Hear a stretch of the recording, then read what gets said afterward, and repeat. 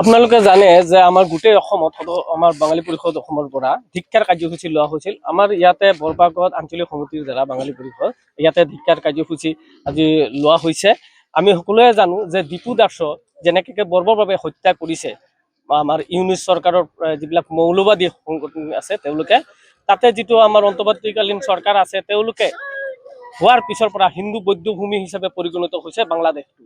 আমি সকলোৱে জানো, খালি দীপু দাসে নহয়, ইতিমধ্যে দুই এদিনত আমাৰ অমৃত মণ্ডল নামৰ এজন মানুহ আছে, তেখেতকো এনেকৈ গণপ্ৰহাৰতে তেওঁলোকক আক্ৰমণ কৰি হত্যা কৰিছে।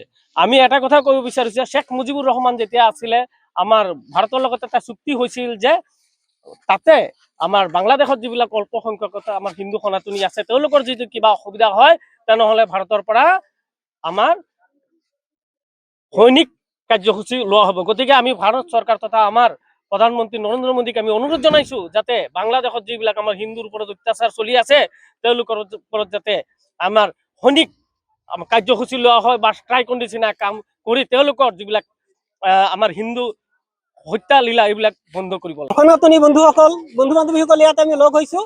আমাৰ বাংলাদেশত আমাৰ সনাতনী সন্তান দীপু দাসক নৃশংসভাৱে হত্যা কৰাৰ কাৰণে আমি তাৰ ধিক্কাৰ জনাইছো, প্ৰতিবাদ জনাইছো। বাংলাদেশ চৰকাৰক আমি ধিক্কাৰ দিছো। আমাৰ বাংলাদেশ চৰকাৰে ইয়াক কোনো ভাল প্ৰতিকাৰৰ ব্যৱস্থা একো লোৱা নাই। এই ক্ষেত্ৰত ইউনিট চৰকাৰে কোনো ধৰণৰ ভাল পদক্ষেপ লোৱা নাই।